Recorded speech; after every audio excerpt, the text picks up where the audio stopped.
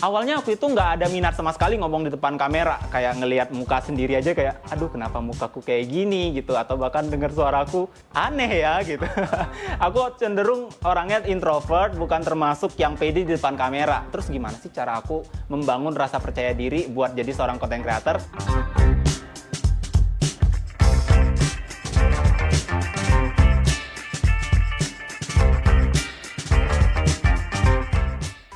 Halo semua, saya Bagus Widnyana, seorang content creator.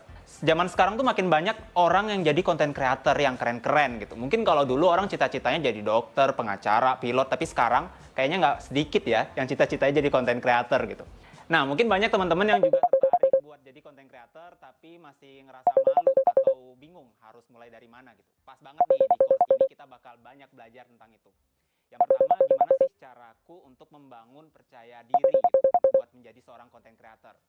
Terus yang kedua, kita akan belajar tentang dari mana sumber penghasilan seorang content creator. Apakah bisa langsung kaya atau terkenal gitu?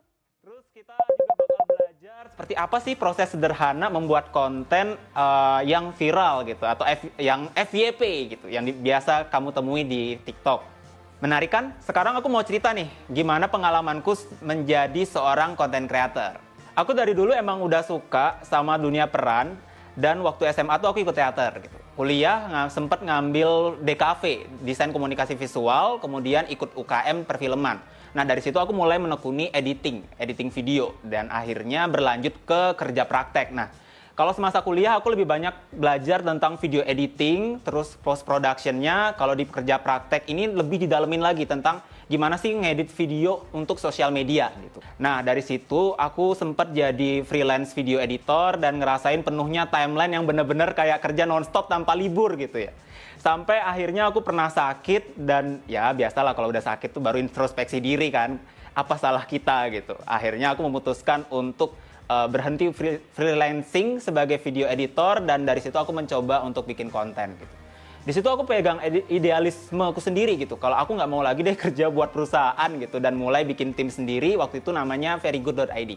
Belajar nyatuin visi misi gitu dalam satu tim, sekaligus di luar itu juga bikin konten vlog, karena waktu itu zamannya vlog. Jadi kayak halo guys gitu. Dari situ awal aku mulai perjalananku sampai sekarang membentuk personal brandingku sendiri bernama Sangat Bagus. Awalnya aku itu nggak ada minat sama sekali ngomong di depan kamera, kayak ngelihat muka sendiri aja kayak, aduh kenapa mukaku kayak gini gitu, atau bahkan dengar suaraku aneh ya gitu. Aku cenderung orangnya introvert, bukan termasuk yang pede di depan kamera. Terus gimana sih cara aku membangun rasa percaya diri buat jadi seorang content creator? Intinya tuh ada dua. Yang pertama, jangan takut coba, dan yang kedua, latihan terus dari diri sendiri. Nah, mungkin terdengar klasik ya, tapi aku bakal jelasin nih sedikit. Yang pertama adalah jangan takut mencoba. Nah, dari pengalaman yang aku ceritain tadi gitu, sebenarnya aku nggak banyak teori ya, lebih banyak nyoba-nyoba sendiri aja gitu. Di SMA, waktu itu juga nggak ada pembimbingnya gitu, waktu pas aku ikut teater. Jadi semua harus mandiri ngikutin kurikulum senior, dan sisanya ya udah belajar sendiri, ikut lomba ya udah, lomba aja, yuk kita lomba, bikin, kalau gagal ya udah jalan terus aja gitu. Gimana akhirnya belajar gimana caranya biar bikin skrip yang lucu, terus gimana caranya biar scene per scene-nya itu menarik, terus gimana caranya biar kayak keluar masuk. Kalau misalnya di di pertunjukan, itu kan ada scene keluar masuknya, itu gimana ya biar kelihatan enak gitu atau smooth. Di situ aku belajar pentingnya buat review gitu, atau nanya dulu pendapat dari teman-teman. Jadi nggak cuma murni dari diri sendiri aja gitu. Nah, setelah tampil, banyak juga aku kayak nanyain lagi feedbacknya ke penonton, gimana, apa yang menarik dari scene ini, apa yang kurang menarik. Dan dari situ aku belajar lagi perbaikin buat di pertunjukan ke depannya gitu. Lama-lama aku bakal ketemu sendiri formulanya gitu. Bukan, ibaratnya itu bukan sesuatu hal yang fix, tapi lebih ke feeling atau selera kita untuk mengembangkan pace-nya gitu. Nah, di masa kuliah aku kan juga ikut UKM Perfilman. Nah, di situ juga modalnya nekat gitu. Karena balik lagi waktu itu nggak ada pembimbingnya. Nggak tahu ya kenapa ya semasa ini aku selalu banyak nggak dapat pembimbing gitu. Akhirnya modal nekat, nyoba sendiri. Video editing juga otodidak, lihat di YouTube, oh caranya ngeklik gini, ngeklik gitu. Dan aku bahkan kalau bisa dibilang waktu SD, kakakku sering buka Adobe Premiere, aku di SD udah nyoba-nyoba, klik. Pokoknya klik-klik aja gitu, mau rusak urusan belakangan. Terus yang penting kalau misalnya gagal jangan diulangin lagi gitu.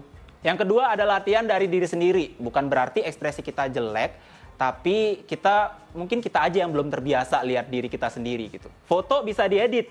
Nah, tapi kalau video kan susah ya, kasihan editornya ya kalau ada yang mau ngeditin. Kalau kita yang ngedit gimana caranya? Nah, dari situ kita perlu dalam proses latihan dari diri sendiri itu kita perlu proses menerima visual atau audio kita sendiri. Itu termasuk proses mencintai diri kita sendiri juga gitu, self love gitu. Wah, ini content creator bisa membangun self love juga gitu. Kalau misalnya kita throwback lagi, pengalamanku waktu itu di bidang audio gitu, gimana sih cara aku membiasakan terhadap audioku sendiri, itu aku dulu sempat dapat kesempatan menjadi seorang dubber gitu. Mengisi di salah satu radio untuk kebutuhan iklan yang sifatnya dramaturgi atau drama iklan gitu. Nah, waktu itu ada semacam lomba atau audisi cari talent dubber gitu. Mereka cari talent dubber, akhirnya ya udah ikut aja gitu. Waktu itu karena emang lagi gabut juga ya. Terus kayak pengen deh ikutan gitu, nyoba. Nah, waktu akhirnya dari sana aku mulai mengenal suaraku dan akhirnya juga belajar juga gimana sih caranya kita meningkatkan intonasi dan segala macam gitu.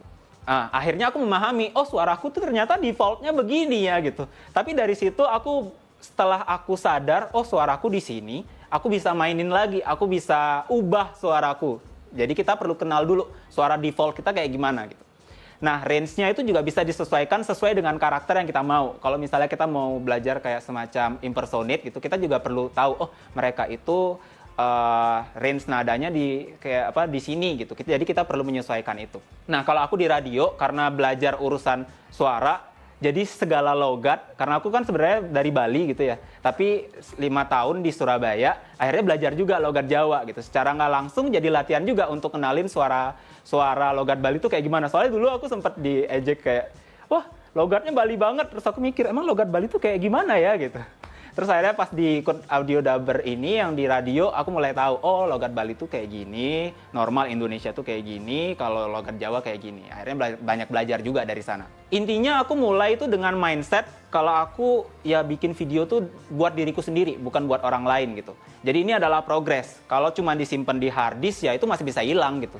Ya udah, aku share aja di sosial media aku. Awalnya aku nge-share itu portfolio editing gitu, video editing. Perlahan akhirnya nyoba untuk nge-share, oh aku pertama bikin sketsa komedi kayak gini, dan yang nggak terlalu susah sampai production-nya yang susah gitu. Pelan-pelan belajar untuk tahu ekspresi kita di kamera kayak gimana, kemudian semakin sering lihat diri kita di kamera, dengar suara kita dari rekaman, akhirnya paham gitu.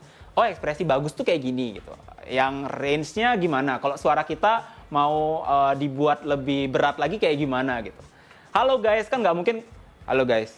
Aku dulu gitu loh bikin, halo guys, kayak nggak ada ekspresi aja gitu. Terus pas aku lihat nggak menarik ya, nggak menarik dalam artian kok kayaknya orang nonton juga nggak menarik gitu. Akhirnya aku membuat itu menjadi lebih ceria gitu. Bilang halo guys, orang pas nonton pertama kali langsung ke-trigger gitu. Coba, halo guys, siapa yang mau nonton? Oke, tadi aku sudah menjelaskan gimana caraku untuk membangun rasa percaya diri. Nah, sekarang aku punya challenge nih buat kamu. Apa sih hal yang menghambat kamu untuk berkembang gitu? Atau apa yang bikin kamu nggak pede? Share di kolom komentar ya.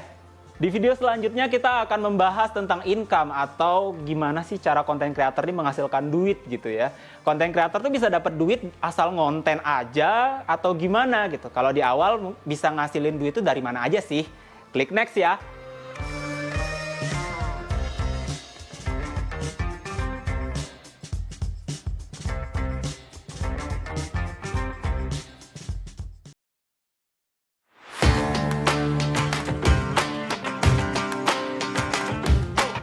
Nah, untuk proses syutingnya sendiri sebenarnya nggak harus pakai kamera profesional, DSLR, atau mirrorless, nggak perlu. Karena sekarang sesimpel pakai kamera smartphone aja itu udah cukup mumpuni. Apalagi kita kebutuhannya hanya untuk di sosial media.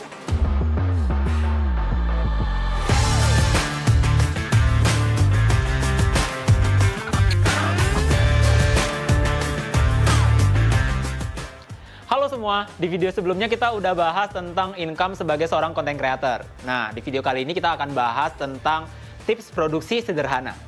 Karena aku dulu sempat jadi seorang freelance video editor gitu. Jadi aku tahu production pada umumnya seperti apa. Tapi tentunya bakal lebih rumit daripada content creator. Jadi content creator itu sebenarnya mudah gitu, produksinya sederhana aja. Gitu. Misalnya, kalau dulu waktu aku production di perusahaan atau di production house gitu, di awal kita pasti ada objektif atau konsep tema dari konten itu. Kemudian dikembangin lagi dari sana jadi premis, kemudian dari premis bisa jadi sinopsis, kemudian jadi skrip. Dari skrip baru ditranslate lagi jadi storyboard. Nah, dari storyboard baru pre-production kayak nyiapin apa aja perlengkapannya, baru masuk syuting gitu. Setelah syuting ada post production. Di post production tuh ada rough cut itu atau offline kita nyebutnya ya. Editing offline, kemudian masuk lagi ke online. Di online tuh banyak banget, ada color grading, ada motion, visual effects, semuanya masuk di sana. Sebenarnya step by step-nya serupa sih dengan apa yang aku jalanin di industri kreatif gitu.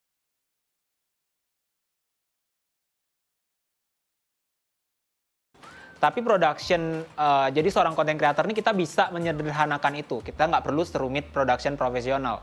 Sederhananya yang penting kita paham alurnya gitu. Karena kalau pengerjaannya kita sendiri yang lakuin, kita ya udah tahu sendiri gitu. Atau kalau misalnya timnya mungkin ada maksimal 3 orang, tim kecil gitu. Ya setidaknya kita bisa make step-step sederhananya.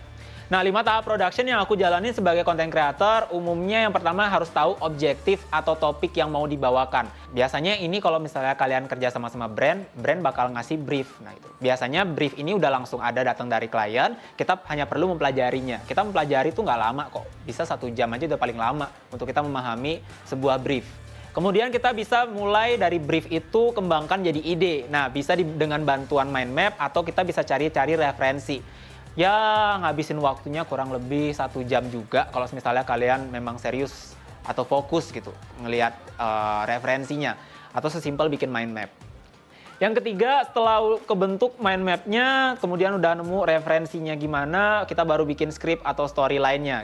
Kalau misalnya video konten creator kan nggak panjang ya, biasanya cuma 1 menit atau bahkan 30 detik udah cukup sekarang gitu. Biasanya untuk ngabisin waktu bikin storyline atau skrip ini lumayan panjang ya, tergantung dari kita men-challenge diri kita. Kalau aku bikin skrip biasanya, kalau pas lagi ada idenya ya 1 jam sampai 3 jam paling lama itu udah cukup untuk bikin skrip atau storyline.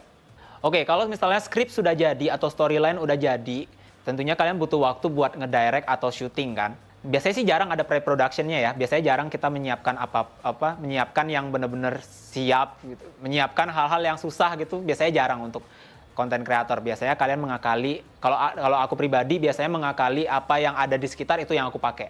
Yang kelima, setelah sudah selesai syuting, setelah selesai kalian membuat videonya, yang kelima tentu ada editing. Editing ini bisa hal-hal yang simple aja gitu. Nggak perlu hal yang sulit selama sesuai dengan storyline dan skripnya. Ya udah selesai di tahap editing gitu. Nah, tahap ini kan ada 5 ya yang tadi aku bilang.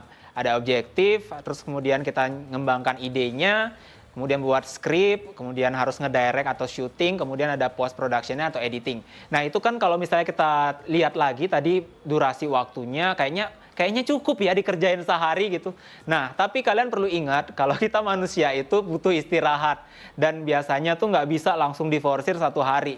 Kalau bisa pun itu bakal capek banget. Nah, gimana tips dari aku? Kalau bisa kalian maksimalin waktunya itu di 3-5 hari, itu paling singkat. Karena di waktu itu kalian bisa ngerevisi lagi, kira-kira ini oke nggak, atau perlu ditambahkan apa biar terkesan lebih menarik. Jadi nggak perlu pede-pede banget 1 hari selesai gitu, nggak juga. Nah, untuk proses syutingnya sendiri sebenarnya nggak harus pakai kamera profesional, DSLR, atau mirrorless, nggak perlu. Karena sekarang sesimpel pakai kamera smartphone aja itu udah cukup mumpuni. Apalagi kita kebutuhannya hanya untuk di sosial media. Kemudian kalau misalnya di proses editing juga sama. Kalau misalnya kalian memang belum terbiasa dengan software profesional kayak Adobe Premiere atau Adobe After Effects, kalian bisa menggunakan software-software yang memang dari HP, yang biasanya lebih compact dan lebih simple dan lebih gampang buat kalian pelajari itu gitu. Kalau untuk mengembangkan skrip, kalau untuk mengembangkan mind map yang tadi aku bilang, mind map, nyari-nyari referensi, atau ngembangin skrip atau storyline, itu bisa banget di kertas aja sebenarnya udah cukup ya. Karena kan kita lebih gampang untuk nyari-nyari kertas dibanding ngetik. Tapi ini tergantung sih preferensi masing-masing. Kalau misalnya kalian lebih nyaman di ketik, ya udah ketik aja storyline-nya, dan ntar tinggal hapus kalau misalnya ada salah. Ya, jadi tipsku untuk kamu yang mau jadi content creator, cukup jalani production yang aku bilang tadi. cukup dijalanin aja, kita coba dulu kira-kira dari kalian nyamannya kayak gimana prosesnya. Butuh waktu berapa lama itu kalian yang menentukan. Tadi yang penting aku sudah memberikan insight tentang production sederhana. Nah, sekarang aku ada challenge nih. Siapa yang udah mulai bikin konten kreatif? Atau bahkan ada yang baru mulai bikin konten kreatif? Coba dong share kira-kira kalian mau bikin konten apa atau genre apa yang pengen kalian bikin. Tulis di kolom komentar ya. Di video selanjutnya kita akan bahas tentang proses ideation dan membuat konten-konten yang sesuai sama gayamu. Kira-kira bakal seperti apa ya? Stay tune ya.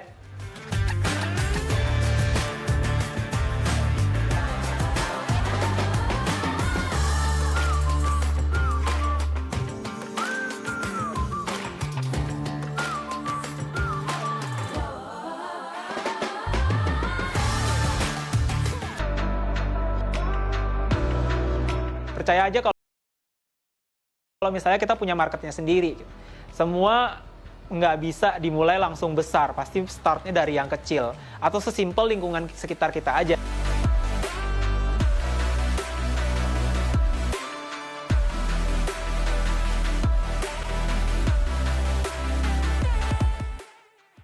Halo semua, selamat datang kembali. Di video sebelumnya kita sudah membahas tentang tips produksi sederhana. Dan di video kali ini kita akan membahas lebih dalam tentang proses ideation-nya. Buat seorang content creator yang paling penting itu adalah proses idenya atau ideation. Karena ini yang bikin kamu unik dan berbeda dari yang lain. Gimana sih cara kita menemukan ide atau konten yang beda? Kita bisa ngelakuin itu dengan cari-cari tren. Sesimpel cari-cari tren yang ada dulu. Gitu. Misalnya tren TikTok. Ada sound apa atau ada karakter apa, kita pelajari dari sana, kita ngelihat kenapa kok konten ini bisa viral atau konten ini bisa masuk FYP kalian gitu. Yang kedua, kita juga bisa nyari idenya untuk difokuskan ke konten yang berulang. Sebenarnya sih semua video tuh bisa dibikin serial ya. Ibarat kalau misalnya kita mau bikin video, selama informasi yang kita punya itu banyak, kita bisa pecah-pecah idenya. Jadi nggak jadi satu video 3 menit gitu. Bisa kita pecah menjadi 30 detik, 30 detik gitu. Sebenarnya selama aku bikin konten serial, kayak kolaborasi netizen, itu biasanya aku nggak pernah dari awal memang ngerencanain buat bikin konten serial. Misal kayak di TikTok ada juga yang namanya TikTok Chef. Aku sempat bikin TikTok Chef.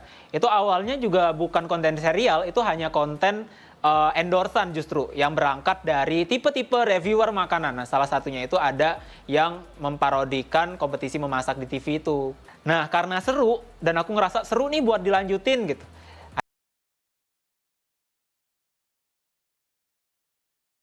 Akhirnya ya nggak sengaja jadi series, seperti kayak konten-konten komedi yang sudah ada, biasanya kan ada dulu versus sekarang. Nah itu kan juga bisa dibuat menjadi konten yang berulang. Nah kalau kolaborasi netizen sendiri itu emang aku startnya nggak sengaja juga, karena aku ngerasa kayak aduh bosennya bikin video sendiri. Akhirnya aku mengajak teman-teman atau mengajak followersku untuk gabung dalam proses ideation di videoku. Nah itu sempat aku jalanin dan aku ngerasa seru nih buat dilanjutkan. Ya udah akhirnya aku lanjutin.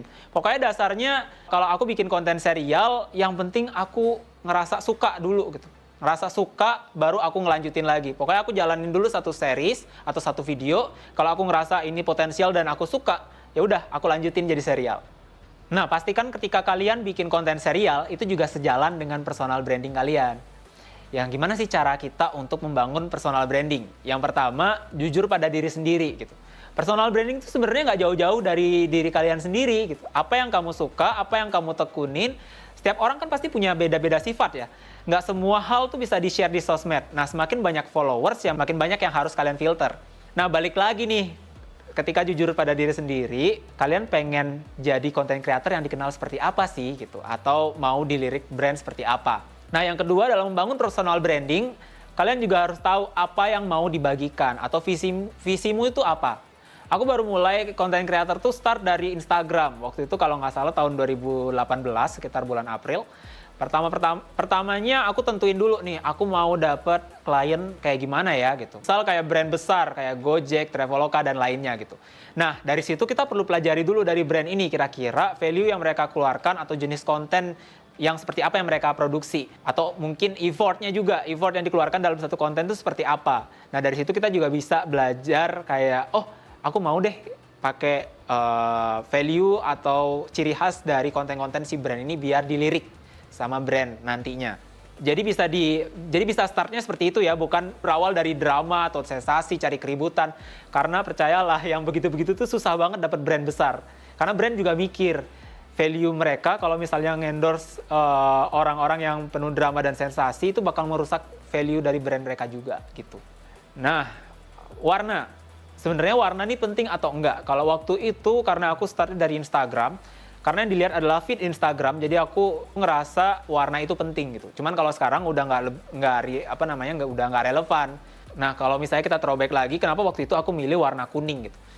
Sebenarnya nggak sengaja gitu. Ya udah dipilihin followers. Waktu itu aku punya foto, aku edit dengan background ada dua, ada warna pink sama kuning. Karena kebetulan yang aku pakai baju yang aku pakai waktu itu di foto itu warnanya agak gelap. Jadi aku pilih background yang lebih terang. Kalau misalnya diingat-ingat lagi ya, dulu tuh aku nggak punya barang-barang warna kuning, aku cenderung dulu warnanya serba hitam.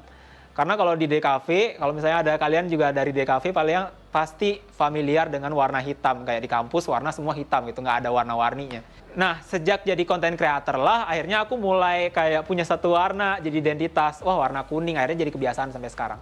Kenapa kok aku bilang kurang relevan untuk saat ini? Karena kalau dulu kita ingat waktu zaman-zamannya Instagram itu, wah feed-nya harus bagus, estetik gitu. Semua kayak filter foto itu punya satu satu filter gitu. Oh filter andalan, Viscocam apa gitu. Nah waktu itu akhirnya aku milih warna kuning ini. Kalau sekarang kan cenderung berlomba-lombanya adalah konsistensi. Kalau misalnya kalian nggak ngupload konten, ya kalian nggak bakal dilirik. Kalau dulu kita diliriknya dari rapi atau enggaknya fit. Makanya aku bilang untuk sekarang warna itu bukan jadi identitas yang kuat, tapi masih bisa dilakukan.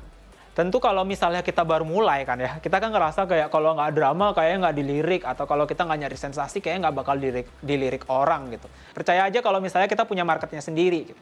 Semua nggak bisa dimulai langsung besar, pasti startnya dari yang kecil atau sesimpel lingkungan sekitar kita aja. Kayak aku bilang, kalau kita punyanya teman-teman kita sendiri, ya udah market kalian adalah teman-teman kalian sendiri. Kalau misalnya teman kalian tertarik sama konten kalian, pasti bakal di-share dan itu bakal dari teman ke teman dan akan menjadi lebih luas lagi. Bahkan yang drama pun punya pasarnya sendiri gitu. Nggak mungkin kan kreator itu bikin drama kalau penontonnya nggak ada. Nah masalahnya kan dari dulu kalau misalnya kita throwback zaman-zaman artis di TV, kan pasti ada kontroversinya gitu. Kenapa sih masih laku? Ya karena orang Indonesia masih suka mengkonsumsi konten-konten tersebut. Belum bisa memilih konten yang pengen ditonton yang mana, yang nggak pengen ditonton yang kemana gitu. Lebih ibaratnya lebih kepo gitu. Dan kadang keponya juga nggak tahu batasan gitu. Udah masuk ranah privasi orang. Nggak heran sih kalau sekarang tuh ada beberapa konten kreator yang ada berangkat dari drama. Hal-hal yang kontroversi, kemudian minta maaf, terus berubah, selesai gitu. Penontonnya itu pasti ada gitu. Misalnya kayak kalian punya gaya konten sendiri, itu pasti tentu ada followersnya sendiri gitu. Pasti ada. Ya jadi itu proses ideation dan membentuk personal branding yang bisa aku kasih ke kalian. Nah sekarang aku ada challenge nih. Gimana sih cara kalian dalam membuat ide konten atau gimana personal branding yang pengen kalian bentuk? Share di kolom komentar ya. Nah di video selanjutnya kita akan membahas tentang menerjemahkan brief menjadi skrip. Jangan kalian minder duluan atau ngerasa nggak bisa duluan. Nggak seribet itu kok. Aku bakal bantu kalian dari nol. Pokoknya stay tune ya.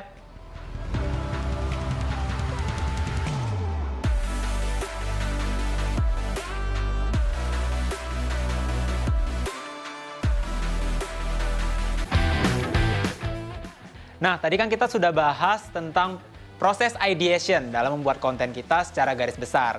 Nah, kalau untuk buat skrip atau alur dari video kita itu bakal seperti apa sih? Nah, di sini aku udah ada contoh briefnya nih teman-teman. Coba kita bisa bahas bareng-bareng proses dalam membuat skripnya. Pertama, kita coba pahami dulu briefnya seperti apa. Yang pertama, kita bisa simplify the briefnya. Kalau teman-teman lihat di contoh briefnya, di situ kan ada tulisan memberitahu penonton seberapa mudahnya untuk hal baru di zaman digital sekarang. Di lain itu, kita bisa simplify lagi. Berarti kan sekarang mudah untuk belajar. Kemudian di line selanjutnya, di line kedua, teman-teman lihat di situ ada memberitahu penonton pentingnya belajar hal baru dan upskill di zaman yang sangat dinamis ini. Di line itu kita bisa simplify lagi dengan poin misal kayak sekarang penting belajar.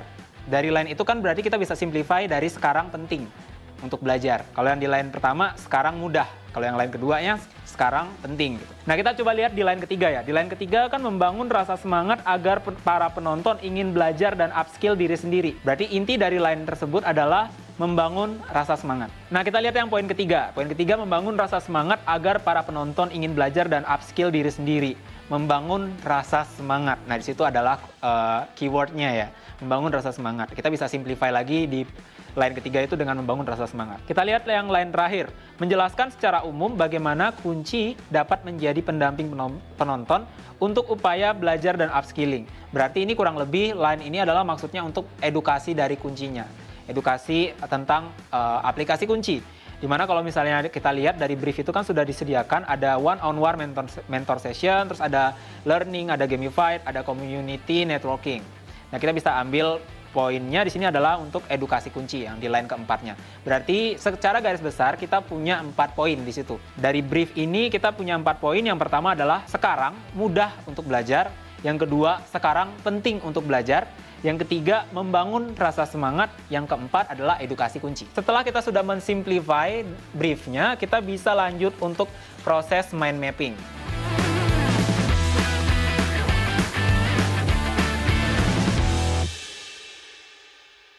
Oke, kita udah dapat mind mappingnya nih, hasil dari mind mappingnya. Kita bisa memulai untuk cari referensi.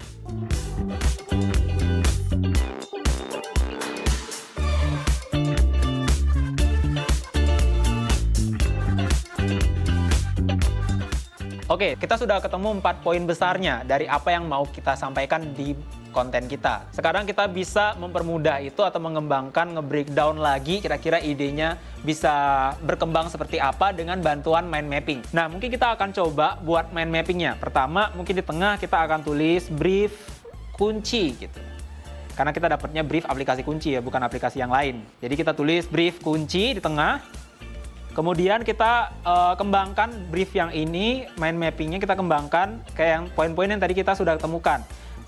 Yang pertama, sekarang mudah. Yang kedua, ada sekarang penting. Yang ketiga, membangun rasa semangat. Yang keempat, edukasi. Oke, kita bisa breakdown satu-satu nih. Dari sekarang mudah. Kira-kira dari sekarang mudah ini kita bisa breakdownnya seperti apa ya? Misal, oh sekarang mudah. Berarti kita bisa simpulkan dulu susah. Oke, kita bisa tarik 1 poin lagi, dulu susah. Kemudian kita cari lagi nih, sekarang mudah, apalagi ya? Mudah ini berarti apa? Oh, berarti bisa belajar di mana aja, kapan aja. Oke, berarti kita bisa nyari, tarik lagi poin keduanya yaitu belajar di mana aja, kapan aja. Sekarang mudah, apalagi ya yang bisa kita breakdown dari poin sekarang mudah ini? Oh, kalau sekarang mudah berarti belajar bisa lewat HP doang. Kalau dulu harus di kelas gitu, sekarang bisa lewat HP doang. Ya berarti kita bisa tulis poin ketiganya belajar lewat HP doang. Nah, dari 3 poin yang kita dapatkan dari poin sekarang mudah ini, yaitu dulu susah, belajar di mana aja kapan aja, sama belajar lewat HP doang, kita bisa kembangkan lagi teman-teman sampai benar-benar dalam gitu. Nah, kita mungkin bisa kembangkan 1 poin lagi ya, satu struktur lagi. Misal dari poin dulu susah. Kenapa kok dulu susah? Mungkin kita bisa tariknya jauh banget ke zaman dahulu gitu. Mungkin kalau dulu belajarnya harus lewat gulungan kertas gitu atau kitab. Jadi kayak harus berjalan kemana, mencari apa gitu. Kita bisa kembangkan seliar itu. Kemudian kalau dulu susah, kita bisa tarik lagi, kita turunkan lagi jadi misal dulu susah gitu ya. Apalagi ya? Oh, misal dulu repot nyari guru yang menguasai ilmu yang kita pengen. Misal kayak gitu ya. Kalau dulu kan susah ya nyari gurunya, misal kayak nyari guru silat atau guru ilmu apa gitu. Harus berguru ke sana, harus berguru ke situ gitu. Kita bisa, dan itu dilakukan juga di poin-poin selanjutnya. Misal kayak belajar di mana aja, kapan aja. Kita terjemahkan lagi, ya lebih detail lagi. Misal belajar di mana aja, kapan aja, berarti kita bisa bilang bisa pagi, bisa malam gitu. Bisa kita tulis lagi, nunjukin pagi atau malam. Atau nunjukin beda-beda tempat atau beda-beda activity-nya. Atau mungkin justru bisa kayak belajar dari kamar doang. Kita udah nemuin 3 tuh di situ. Terus kalau belajar lewat HP doang kira-kira apa? Misal, oh belajar lewat HP doang, dikiranya main game gitu kan orang main kalau lihat HP cenderung kayak oh dia main game nih. Kita bisa kembangkan lagi di situ. turunkan jadi dikira main game. Nah, dari sini kita udah dapat poin yang banyak dari sekarang mudah atau line pertama yang kita temukan tadi. Kemudian kita bantu lagi untuk kita next ke line kedua, yaitu sekarang penting. Kita bisa turunkan jadi apa aja sih? Misal, sekarang penting. Kenapa kok sekarang penting untuk belajar? Kalau dulu kan orang kayak, oh dia jadi A, aku pengen jadi A gitu. Kalau sekarang kan orang berlomba-lomba untuk menjadi beda. Jadi mungkin sekarang penting belajar untuk menjadi beda. Oke, kita udah dapat 2 poin dari sekarang penting. Kita coba lanjut lagi ke poin line ketiga, gitu, yaitu membangun semangat. Nah, kalau membangun semangat, kira-kira apa yang bisa kita breakdown dari sana? Membangun semangat, kalau kita eksekusi nanti mungkin bisa nampilin dialog yang heroik misal. Atau ekspresi talent yang semangat waktu menjelaskan aplikasi kuncinya. Atau mungkin intonasi yang semangat. Itu kita bisa breakdown semua di poin yang membangun semangat ini. Kemudian yang terakhir edukasi. Edukasi kan sudah disediakan di brief tadi, yang itu ada pertama ada one-on-one mentor session, ada learning and gamified, dan community networking. Nah, kita udah selesai nih teman-teman buat bikin mind mappingnya. Tapi sebelum kita lanjut ke proses selanjutnya itu bikin script, sebenarnya dari mind mapping yang kita temukan banyak ini, kita nggak perlu pakai semuanya. Kita kira-kira pilih yang sekiranya, oh ini bisa nih kita pakai, atau sekiranya, oh bisa nih dikembangkan, kayak gitu. Misal aku bakal pakai poin yang dulu susah ini, aku bakal pakai dua-duanya. Yang dulu kalau belajar lewat gulungan kertas, terus dulu repot nyari gurunya. Kalau yang belajar di mana aja, kapan aja, kayaknya lebih relate pakai yang belajar dari kamar doang. Jadi nanti waktu pas belajar lewat HP doang dikira main game, misal. Kemudian yang di line yang sekarang penting, informasi mudah jadi saingan tinggi. Oke, bisalah kita pakai yang itu sama yang untuk jadi beda. Yang membangun semangat mungkin kita akan pakai yang intonasi semangat sama ekspresi talent yang semangat aja. Kalau dialog heroik kayaknya cenderung agak susah ya untuk nge-build dari dialognya. Edukasi, karena kemungkinan nih videonya cuma jadi 1 menit, kita mungkin bisa pilih 2 aja. One-on-one mentor session sama community networking. Oke, kita udah dapat mind mappingnya nih, hasil dari mind mappingnya. Kita bisa memulai untuk cari referensi. Atau mungkin kalian mau cari referensi dulu baru bikin mind mapping, boleh-boleh aja, sah-sah aja. Tapi kita sekarang karena udah selesai bikin mind mappingnya, kita baru cari referensinya. Nah, kalau aku sih termasuk yang cepet bosen ya, cepet bosen dengan style yang sama terus. Jadi aku biasanya setelah dapat brief, aku cari lagi konten di FYP gitu, cari di TikTok atau di platform lain yang sekiranya bagus gitu, atau cari keseluruhan style, misal komedi gitu. Ya udah, aku bakal fokus cari konten-konten yang ada di FYP atau cari di TikTok atau di Instagram, bebas lah. Pokoknya berangkat dari bikin skrip. Kalau memang konten yang kalian buat itu butuh skrip gitu, ya udah kita bisa cari referensi skrip seperti apa. Tapi kalau misalnya kita nggak perlu skrip, misal kayak contoh konten OTD gitu atau konten-konten fashion, kan biasanya mereka nggak perlu banyak skrip, jadi ya udah langsung take aja, nanti di ending baru dikasih voice over. Pokoknya kita balik lagi lihat dari poin-poin yang dipengen sama klien, atau kita lihat dari briefnya, kita cari referensinya, balik lagi ke genrenya apa, jenis kontennya, misal kayak komedi, ya udah fokus cari komedi. Pokoknya kita dari referensi itu kita cari yang sekiranya konten-konten ini, oh konten ini nggak hard sell nih, lumayan nih peluangnya untuk kita tap in ke dalam skrip yang bakal kita buat nanti.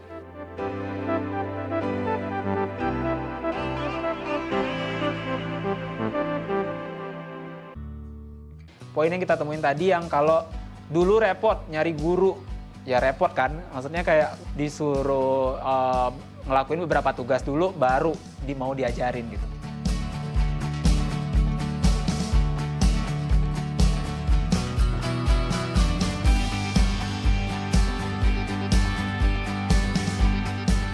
Oke, tadi kan kita sudah mencari referensi gitu ya. Sekarang kita perlu untuk membuat skripnya. Nah, pembuatan skrip ini penting banget nih, karena di proses inilah kita bisa menentukan apakah si audiens ini bakal betah menonton video atau enggak.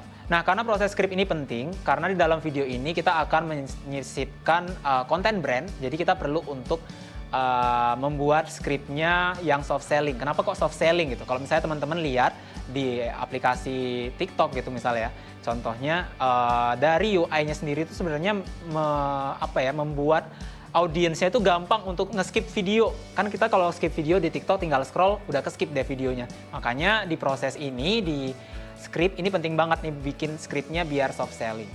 Nah, untuk mempersingkat waktu, aku udah siapin nih skripnya. Tapi kita bakal breakdown lagi dari poin-poin yang sebelumnya kita udah temukan. Yang di dalam skrip ini yang mana sih? Yang poin-poin tersebut tuh masuk di mana? Masuk di bagian mananya? Aku biasanya kalau bikin skrip ini sampai seharian tuh bisa banget kalau misalnya lagi buntu banget ya. Tapi kalau misalnya paling cepet ya 1 jam biasanya udah ketemu. Karena untuk mempersingkat waktu, kan nggak mungkin juga kalian nontonin video 1 hari kan ya. Tentunya dari bahasan mind mapping yang kita udah pilih tadi. Oke, kita bakal ngelihat ya dari poin yang sebelumnya kita udah temuin. Misal kayak dulu susah, terus sekarang mudah, terus dulu susah. Berarti kita bisa ngambil kesimpulan, kayaknya kita bisa buat sebagai comparison nih, videonya comparison. Misal dulu versus sekarang. Misal perbedaan belajar zaman dulu sama belajar zaman sekarang. Misal di belajar zaman dulu, kita balik lagi ke mind mapping kita gitu. Di mind mapping kita udah jabarin, kita udah turunkan. Dulu susah itu kayak gimana sih? Oh dulu kalau belajar harus lewat gulungan kertas, terus repot juga nyari gurunya. Kita bisa turunkan kalau di dialog ini, misal aku nulisnya yang di part ini adalah muridnya ya. Guru, aku ingin belajar ilmu menguasai elemen tanah liat gitu. Jadi dibuat komedinya aja udah langsung di awal. Kita buat yang nyeleneh karena ini konteksnya adalah video komedi. Jadi kita udah masukkan dialog yang nyeleneh juga, misal elemen tanah liat gitu. Kemudian di line selanjutnya gurunya mungkin ngomong kayak, oh kamu pergilah 100 km ke arah barat daya dan cari gulungan seperti ini. Terus muridnya bilang gitu, oh di gulungan itu ada ilmunya guru. Nah, di line ini yang aku tandain merah ini berarti kita udah ngejawab yang poin yang kita temuin tadi. Dulu kalau belajar lewat gulungan kertas, itu kita bisa jabarkan, kita turunkan jadi dialog yang 3 line ini. Sampai di gulungan itu ada ilmunya guru. Kemudian di line selanjutnya, gurunya mungkin ngomong lagi nih, tidak gitu. Itu catatan guru jatuh di jalan tadi, tolong bantuin dulu, ambilin dulu lah, baru guru ajarin gitu. Jadi kita semacam bikin twistnya lagi. Jadi twist dari harapan si murid ternyata oh bukan itu. Ternyata di gulungan itu nggak ada ilmunya. Gurunya cuma ngasih tugas aja.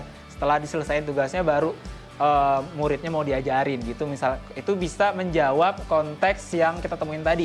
Poin yang kita temuin tadi yang kalau dulu repot nyari guru.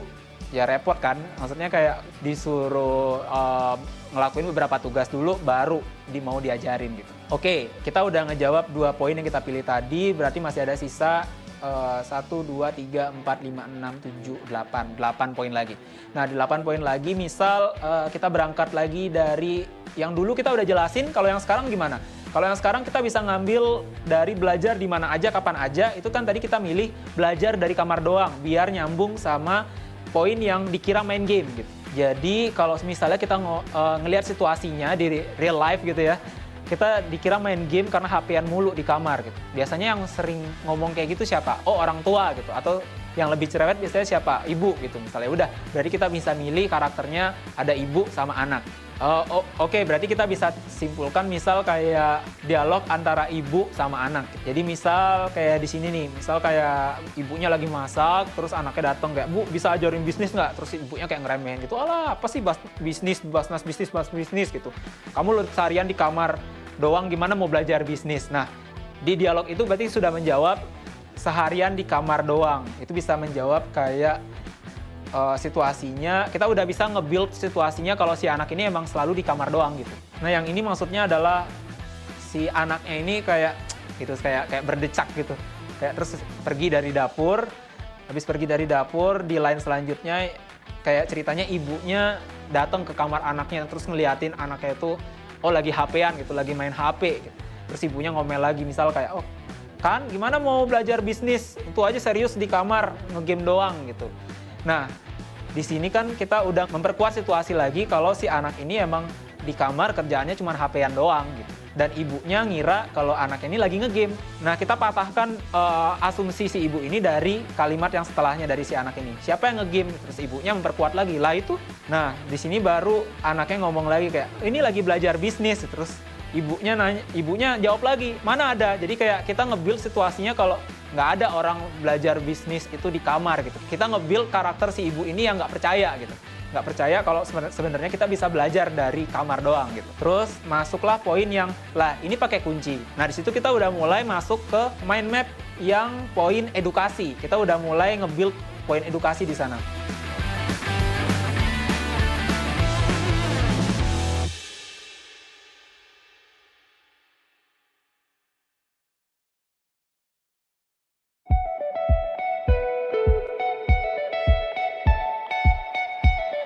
Kenapa sekarang penting belajar? Karena informasinya mudah, jadi saingannya tinggi.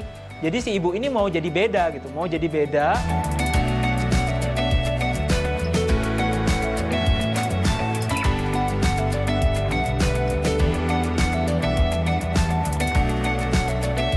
Dalam membuat video soft selling, kita harus pinter-pinter untuk selang-seling. Selang-seling dalam artian informasinya itu nggak langsung di dalam satu scene gitu. Di satu scene isinya semua informasi yang harus masuk itu enggak, karena cenderung penonton bakal bosen gitu. Misalnya kayak teman-teman bakal bilang apa? Teman-teman ngeliat video misal, lah ini pakai kunci, dikunci kan bisa gini lalalala, terus nggak ada dialog apa lagi sampai akhir, orang bakal bosen gitu, malah orang bakal nge-skip videonya gitu karena isinya cuma informasi doang. Nah di sini pentingnya kita untuk nge-build si script ini biar selang-seling.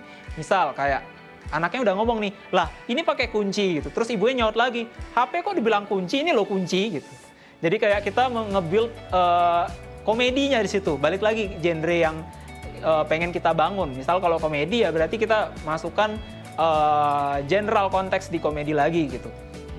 HP kok dibilang kunci, ini loh kunci. Nah nanti si anak ini ngejelasin lagi, bukan bu, aplikasi kunci gitu.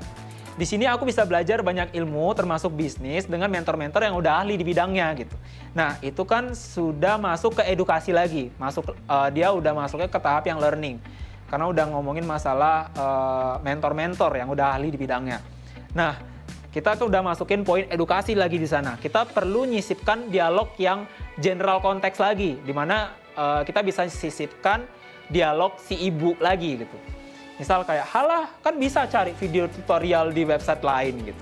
Ini kita bisa memperkuat yang sebenarnya mungkin nggak ada ya di brief. Kita bisa memperkuat poin dari edukasi kunci ini. Kenapa kok nggak pakai aplikasi lain? Karena kan biasanya ada perbandingannya ya. Terus kita bisa sisipkan lagi di anaknya nyaut lagi. Gitu. Di kunci ini belajarnya beda bu. Selain video pembelajaran ada one-on-one mentor session, terus ada community networking. Nah itu bisa masuk.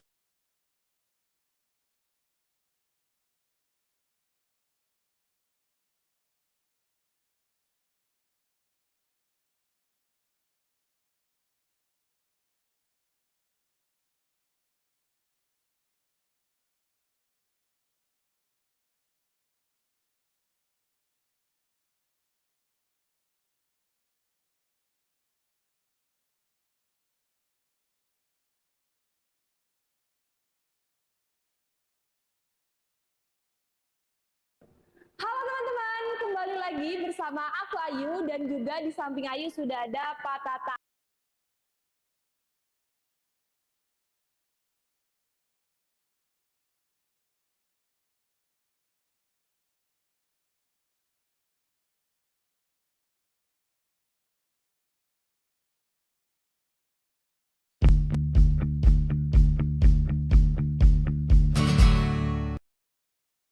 Gulungan kertas, terus repot juga nyari gurunya. Kita bisa turunkan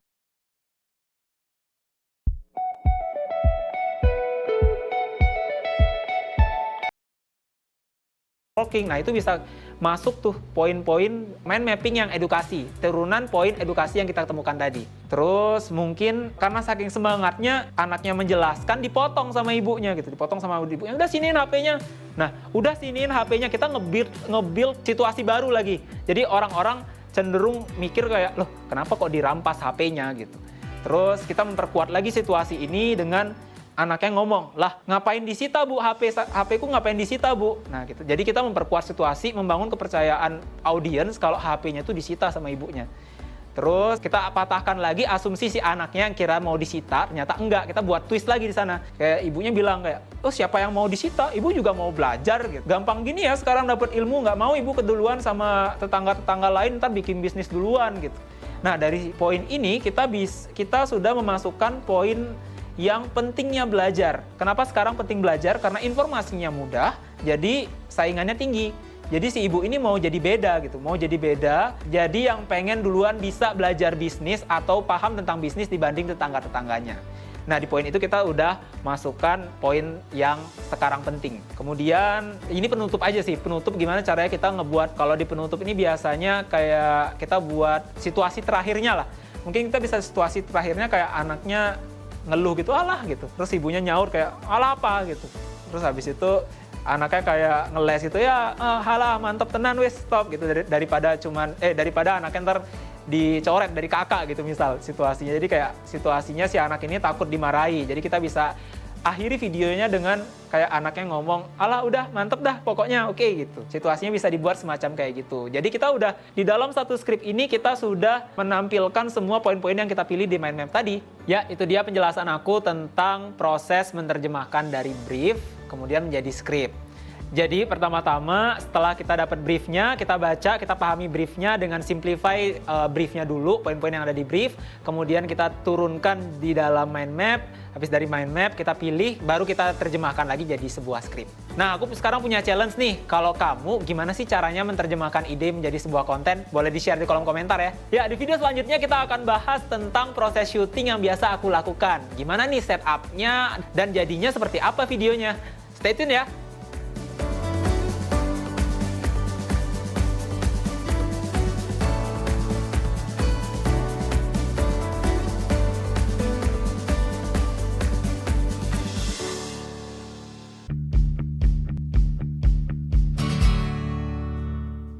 Perlu ada efek yang ngeliatin mukanya lebih tua gitu ya. Kalau di TikTok juga udah ada teman-teman. Udah ada efek yang ngeliatin muka lebih tua.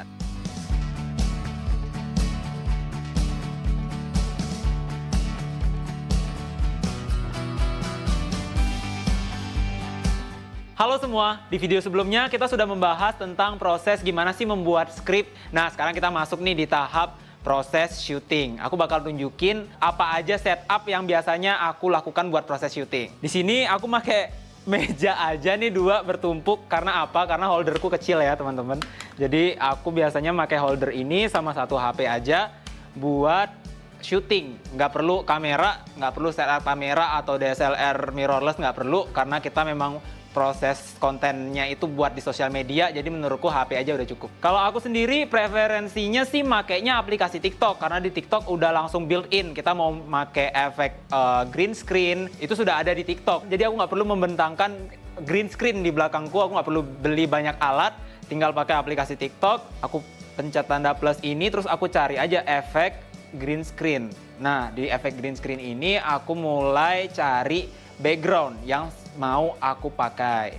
Jadi misal ini backgroundnya di kamar, ya udah kita tinggal record. Setelah record kita masuk ke sini, kemudian aku biasanya screen record. Aku screen record lagi di part previewnya. Jadi di draft preview TikToknya aku screen record. Nanti aku edit di PC atau di laptop. Tapi ini tergantung balik lagi ke preferensi teman-teman ya. Ini nggak harus kayak gini banget, enggak. Bebas sesuai dengan alat-alat yang teman-teman punya.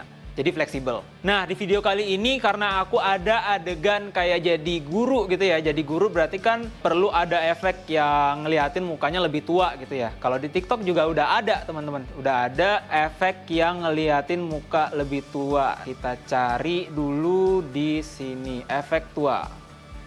Nah ntar bakal kelihatan nih langsung di sini. Kalau misalnya udah kita rekam aja seperti biasa. Gimana dialognya. Kemudian, nah kalau di sini kan kita belakangnya background asli ya. Kalau dipakai filter tua ini kita backgroundnya asli gitu. Jadi setelah selesai ngetik, setelah syuting, kita screen record dulu previewnya. Setelah itu kita bakal ngedit di aplikasi. Boleh di laptop, boleh di HP. Kalau di HP untuk ngilangin backgroundnya, itu biasanya aku makainya aplikasi CapCut. Kalau CapCut, ini aku bisa buka CapCut, terus aku pilih videonya. Nah, aku sudah pilih videonya, aku trim dulu videonya. Aku split, yang nggak kepake aku delete. Kemudian aku masukkan backgroundnya. Cari backgroundnya, misal yang ini. Nah, tadi kan kita sudah take ya, pakai efek tua. Tapi di belakangnya masih belum keganti nih backgroundnya. Nah, aku sendiri biasanya pakai aplikasi namanya CapCut. Jadi kita search dulu, misal CapCut, terus pencet new project. Yang pertama kita lakukan adalah pilih dulu backgroundnya. Kita pilih backgroundnya. Setelah pilih backgroundnya baru kita masukin videonya. Masukin videonya aku biasanya pencet yang overlay ini. Kemudian add overlay. Kita pilih videonya. Nah, setelah videonya muncul, kita add overlay. Kemudian kita pilih videonya. Setelah kita pilih videonya, kita split dulu videonya. Kita pilih yang mana adegan yang mau kita pakai. Kita split, delete, kemudian kita split lagi, delete. Di sini kan gambarnya belum besar, jadi kita bisa besarkan lagi dari videonya sampai benar-benar pas. Kemudian hanya dengan satu tool aja, ada yang namanya remove background. Kita pencet ini aja. Tuh, nggak lama udah langsung ke delete backgroundnya. Udah, kalau misalnya udah selesai di delete, backgroundnya sudah pakai foto yang tadi kita insert, kita sekarang tinggal export. Udah, sesimpel itu doang. Nah, satu hal lagi yang penting dalam proses syuting adalah pencahayaan. Nah, kebetulan karena aku sekarang lagi ada di set tim kunci gitu ya, jadi sudah disediakan lampu tambahan yang kebetulan di ruangan ini juga agak gelap, jadi perlu adanya lampu tambahan. Tapi kalau aku pribadi di rumah, biasanya kalau siang aku nggak perlu lampu tambahan, tinggal pakai cahaya natural aja dari matahari. Aku langsung take. Tapi kalau misalnya take-nya di malam hari gitu, kita bisa pakai lampu seadanya. Misal kayak ada lampu belajar, kita pakai lampu belajar. Kalau ada ring light, alangkah lebih bagus pakai ring light juga. Sesimpel itu aja sih, nggak perlu dibikin ribet. Nah, itu dia proses syuting yang biasa aku jalanin. Sekarang aku punya challenge nih, dari alat-alat yang ada di rumah kalian, kira-kira setup syuting kalian bakal kayak gimana sih? Share di kolom komentar ya.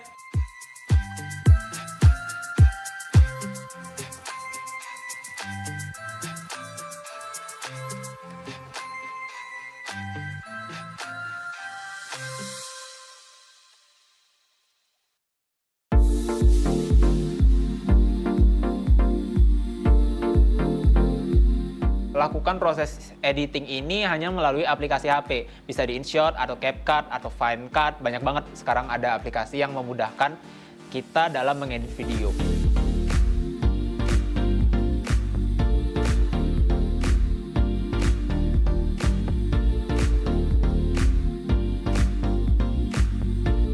Halo semua, di video sebelumnya kita udah membahas tentang proses syuting yang biasa aku lakukan. Dan di video kali ini kita akan lebih membahas ke proses video editingnya. Tadi kan kita udah ngelihat hasil akhir dari videonya. Nah, gimana sih proses editingnya sampai bisa jadi video kayak gitu? Nah, kalau aku sendiri, aku pribadi karena sebelumnya memang bergelutnya di dunia video freelance gitu ya, freelance video editor. Jadi emang sudah terbiasa dari awal untuk menggunakan Adobe Premiere.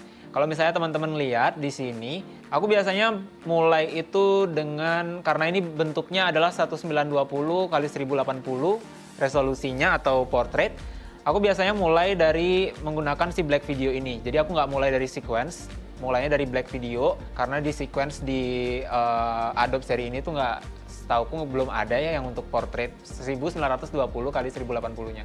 Jadi aku pencet OK, dari black video ini aku baru jadikan itu ke sequence dengan klik kanan new sequence from clip. Nah, dari sini aku masukin dulu video yang udah aku shoot sebelumnya. Jadi kita bisa ambil contoh satu video ini ya. Satu video yang pertama ini kita drag, kemudian video yang lainnya juga kita masukin ke sini. Nah, biasanya tool yang paling simple yang perlu untuk dilakukan membuat video kayak yang sudah ditampilkan di sebelumnya, aku sih biasanya makainya cuman Razor Tools-nya aja. Razor Tools ini fungsinya adalah untuk cut to cut atau memotong video-videonya. Jadi kita bisa memilih scene mana yang memang kita mau pakai, mana yang mau dibuang. Karena tadi kan kita take syutingnya dengan beberapa opsi. Jadi kita bisa cut yang mana yang tidak diperlukan, yang kita perlukan yang kita pakai. Kalau untuk toolsnya paling biasa digunakannya adalah Razor Tools, bisa kayak gini. Jadi dia langsung nge-cut videonya, atau kalau misalnya aku biasanya pakai shortcut. Aku pakai shortcutnya itu Shift K gitu, atau Command K kalau di MacBook. Kayak gitu kita pilah-pilah sampai akhirnya cut to cut-nya enak, cut to cut dari scene per scene-nya enak. Jadi kita ngelihat sendiri sih, kita review terus videonya sampai sekiranya kita ngerasa di satu scene tuh nggak ada part yang ngebosenin. Jadi memang ada si visual tuh selalu gonta-ganti. Kalau misalnya kita berdialog, dialog A sama dialog B gitu.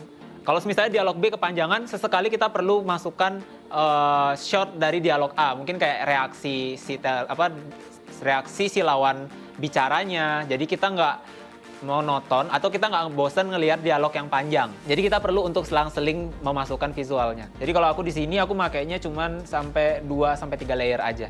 Karena emang bener-bener simple videonya. Sebenarnya teknik ini tuh nggak harus dilakukan di Premiere. Kalian juga bisa lakukan proses editing ini hanya melalui aplikasi HP. Bisa di InShot atau CapCut atau Final Cut. Banyak banget sekarang ada aplikasi yang memudahkan kita dalam mengedit video. Kalau misalnya kita mau nge-breakdown lagi aplikasi-aplikasi yang ada di HP, sebenarnya step-stepnya hampir mirip dengan yang aplikasi yang ada di software yang ada di laptop ya atau di PC gitu. Kalau misalnya kita ngomongnya InShot juga sama, kita masukin klip, kemudian kita bisa nge-cut atau nge-split. Kalau di InShot tuh ada fitur namanya split, jadi fitur split ini untuk memotong videonya, kemudian bisa di-delete yang scene yang nggak terpakai kita delete. Kalau di TikTok itu mungkin video editingnya sudah built-in ya ke dalam aplikasinya, jadi kita hanya perlu shooting, kemudian di proses editing atau previewnya itu udah bisa langsung kita cut. Kita tinggal nge-trim videonya atau ngemotong video-videonya aja, ntar langsung selesai videonya. Langsung selesai proses editingnya. Kenapa aku bilang kok cukup ya dengan HP gitu? Karena kalau misalnya kita ngeliat lagi ya, resolusi HP kita tuh sebenarnya 1080p aja udah cukup gitu ya. Jadi kita nggak perlu sampai yang 4K banget karena kita tahu smartphone kita sekarang itu paling banyak in general itu cuma sampai 1080p. Jadi masalah resolusi sama kualitas, editing di HP aja sebenarnya udah paling simple dan paling aman buat dilakuin untuk pemula. Nah, satu hal lagi yang paling penting dalam proses video editing ini adalah pemilihan background. Kenapa kok penting banget sih milih background ini? Karena background yang kita pilih juga menentukan deliver kontennya. Misal, tadi kalau teman-teman lihat video sebelumnya yang sudah jadi itu kan aku pakai backgroundnya lebih ke arah komedi. Jadi di depan ketika teman-teman nonton udah langsung tahu, oh ini adalah konten komedi gitu. Tapi kalau misalnya scene awalnya aku ubah backgroundnya jadi seperti ini, ketika teman-teman dengar rasanya kayak lebih serius ya, lebih kolosal. Tapi kalau teman-teman ganti lagi backgroundnya jadi kayak gini, nah ini bakal kesannya berbeda lagi. Jadi kayak lebih horor ya, lebih wah ada misteri nih yang harus dipecahkan habis ini gitu. Jadi membangun mood itu sangat dipengaruhi oleh background yang kita pilih. Nah, itu dia penjelasanku tentang video editing. Sebenarnya gampang kok. Gampang, kita cuma perlu nge-cut dari scene ke scene gitu. Kita menentukan sebenarnya dasar dari editingnya cuma sampai di cut to cut aja gitu. Kita bisa lakuin ini nggak cuma dari laptop kayak yang tadi aku lakukan, tapi juga bisa dari aplikasi HP kayak yang aku sebutkan tadi. Tapi jangan lupa juga buat tetap ngasah skillnya. Jadi ketika kita sudah terbiasa untuk ngedit, kita jadi tahu style video kita sendiri. Nah, sekarang aku ada challenge nih. Kalau kamu mau ngedit videonya mau pakai apa? Share di kolom komentar ya. Di video selanjutnya kita akan membahas tentang mengangkat partisipasi audiens. Gimana sih bikin video yang melibatkan audiens sebagai content creator juga? Jangan lupa klik next.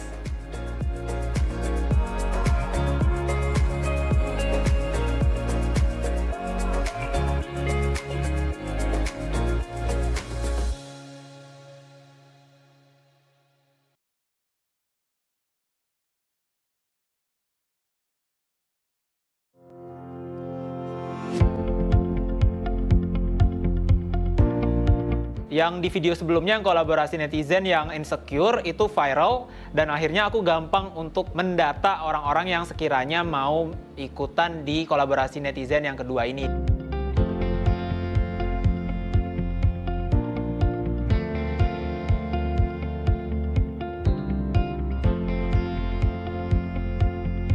Halo semua, selamat datang kembali. Di video sebelumnya kan kita udah membahas tentang video editing. Nah, di video kali ini kita akan membahas tentang mengajak audiens untuk berpartisipasi dalam konten kita. Nah, sebagai content creator, kita juga harus lihat bahwa audiens kita ini bukan cuma penonton. Bukan cuma tim hore atau bukan juga audiens yang pasif gitu. Jadi kita perlu untuk mengajak audiens kita untuk ikut berpartisipasi dalam konten-konten kita. Nah, aku sendiri pernah nyoba 2 tipe konten yang aku bawain dan ngajak partisipasi dari audiens. Yang pertama, aku pernah nyoba dengan tipe scripts. Nah, aku bakal buat question box dalam Instastory yang isinya adalah kalimat pertama, topik video, sama rima katanya. Nah, nanti audiens atau followersku tinggal masukkan beberapa input kalimat yang mereka mau usulkan sesuai dengan topik yang udah aku tentukan. Nah, nanti dari respon mereka, aku bakal kurasi lagi. Yang mana yang sekiranya bisa disambungin jadi sebuah satu kesatuan atau video yang nyambung gitu. Dengan treatment skrip ini, aku pernah lakuin selama 2 episode. Kemudian karena aku orangnya bosenan, pengen explore lebih lagi, akhirnya aku beranikan diri untuk kolaborasi sama mereka dengan mengirimkan video. Nah, untuk topik pertama yang aku angkat ketika ingin mengajak audiens berpartisipasi dalam video, aku angkat satu tema waktu itu insecure. Jadi itu juga berangkat dari keresahan teman-temanku sendiri, terutama yang cewek-cewek yang insecure, nggak pede. Padahal menurutku ya udah cantik-cantik aja. Mereka punya rasa nyamannya sendiri, mereka punya tipikal cantiknya mereka masing-masing gitu. Waktu itu aku mulai dengan bikin guidelines-nya dulu. Di guideline itu tertulis kayak kirimkan video ekspresi senang, berpikir, dan sedih gitu. Nah, dari submission mereka, aku kumpulkan, aku kurasi, dan aku jadikan dalam satu video juga. Tapi waktu itu prosesnya skripnya dari aku pribadi. Jadi aku hanya menjahit videonya sesuai dengan skripnya. Nah, kenapa aku mau mengangkat tema insecure ini? Kebetulan juga timingnya pas dengan launchingnya film Imperfect karya Ernest Prakasa. Dari situlah aku pengen mengangkat tema insecure ini. Sampai akhirnya waktu itu viral di Twitter. Ternyata banyak juga yang relate dan ngerasa, oh iya ini aku sudah dibantu menyuarakan apa ya kegelisahan atau keresahanku selama ini gitu. Nah, untuk partisipasi video ini, karena aku pernah ngelakuinnya itu 3-4 kali. Di proses yang pertama, aku mengajak audiens itu dengan sesimpel share di Instastory dan bikin teaser ajakan di Instagram feed. Kemudian karena sempat viral, yang kolaborasi cantik atau yang tentang insecure itu, akhirnya aku buka juga submission kedua untuk kolaborasi selanjutnya. Di video selanjutnya aku buat lagi, dan waktu itu sempat ada sekitar 400 submission, 400 pendaftar dan 200 submission video. Nah, tentunya dari 200 video yang masuk itu kan nggak semuanya juga bisa masuk ke 200-200-nya ya. Jadi dari aku sendiri mensortirnya, cari satu video terbaik dari satu submission. Karena submissionnya ada banyak, aku pengen semua submission masuk. Waktu itu aku selalu milih satu video terbaik dari satu submission. Nah, seperti yang aku mention tadi, aku bikin kolaborasi netizen ini nggak cuma sekali, tapi sampai 2 kali. Untuk pertama kalinya, aku ngajak audiens submit video. Nah, untuk yang timing yang kedua, ini kebetulan berbarengan dengan rilisnya film NKCTHI gitu. Nah, waktu itu prosesnya aku bener-bener tulis semua quote yang ada di film, terus di bukunya NKCTHI, semua aku tulis ke dalam satu kertas.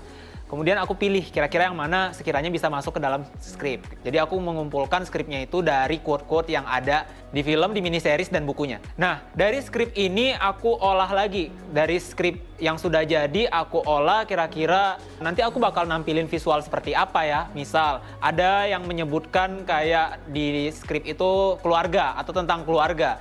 Aku bakal tampilkan UI-nya adalah WhatsApp, karena kan cenderung relate-nya adalah WhatsApp keluarga gitu. Jadi aku menggunakan tampilannya UI WhatsApp keluarga atau WhatsApp Story. Proses reach out audience-nya buat yang di kolaborasi netizen yang kedua ini lebih gampang. Kenapa aku bisa lebih gampang? Karena yang di video sebelumnya yang kolaborasi netizen yang insecure itu viral, dan akhirnya aku gampang untuk mendata orang-orang yang sekiranya mau ikutan di kolaborasi netizen yang kedua ini, yaitu kolaborasi perasaan. Persiapannya kayak yang aku bilang tadi, setelah aku bikin skripnya, aku bikin guideline-nya, apa yang perlu mereka kirimkan, kemudian aku prepare buat beberapa outfit atau aku pengen jadi siapanya di dalam video itu, kemudian aku syuting dulu sambil menunggu mereka submit videonya. Ketika mereka sudah submit video, aku pilah-pilah lagi video mana yang terbaik dari tiap audiensnya, karena aku pengen semua submission tuh masuk ke dalam videoku. Nah, setelah aku filter dari video-video yang sudah terkumpulkan, aku mulai masuk ke dalam proses editing. Di proses editing ini aku mulai untuk menjahit adegan-adegan mana yang sekiranya sesuai dari skrip yang aku tulis. Untuk proses kolaborasi netizen yang NKCTHI ini lamanya kurang lebih sekitar 1,5 bulan. 1 bulan sampai 1,5 bulan, karena lama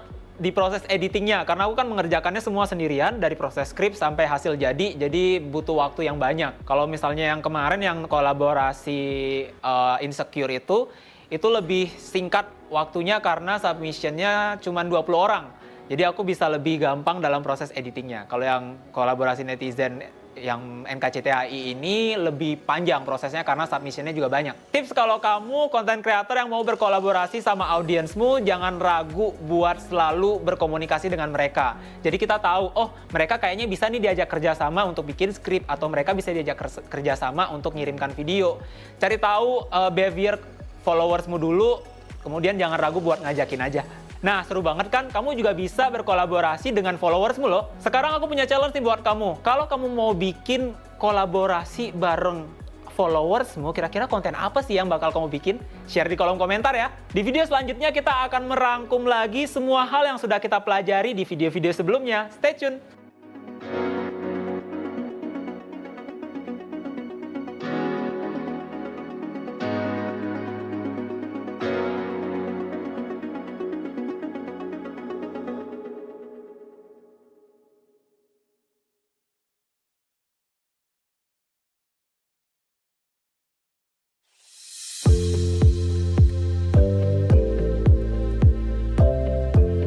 Nah, kalau kamu mau jadi content creator, memang harus banget dilandaskan dengan hal yang kamu suka dulu.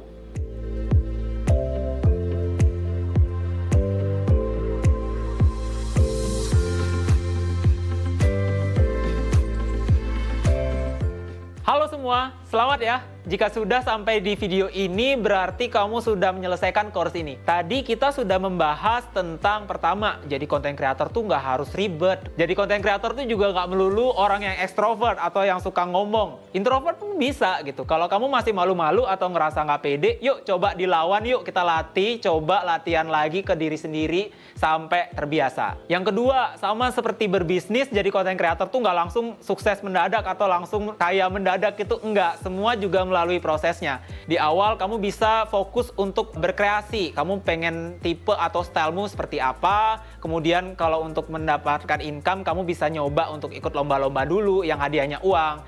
Nah, setelah itu baru kamu pikirkan kira-kira kamu mau bekerja sama dengan brand atau klien seperti apa. Nah, kamu juga bisa ikutin lomba dari brand yang kamu mau ajak kerjasama loh. Jadi kamu bisa dinotis sama mereka. Yang ketiga, proses production content creator tuh nggak seribet bikin production gede atau profesional gitu kok. Jadi kamu bisa coba mulai dari ide, terus brainstorming dengan mind map, nemuin detail kontennya, terus production, dan edit deh. Sekarang editing juga bisa gampang banget kan, bisa lewat HP. Nah, kalau kamu mau jadi content creator, memang harus banget dilandaskan dengan hal yang kamu suka dulu. Jadi di awal nggak usah mikirin duitnya, yang perlu kamu kembangin tuh ya diri kamu sendiri dulu. Bukan fokus ke hasilnya berapa, tapi fokus ke prosesnya. Kalau kamu udah suka, meskipun prosesnya melelahkan, kamu nggak bakal menyerah, kamu nggak bakal gampang putus asa dan berhenti untuk melakukannya. Good luck ya! Saya Bagus Widnyana, content creator yang sering dikenal sebagai sangat bagus, dan ini adalah kunci untuk menjadi content creator sukses di masa kini.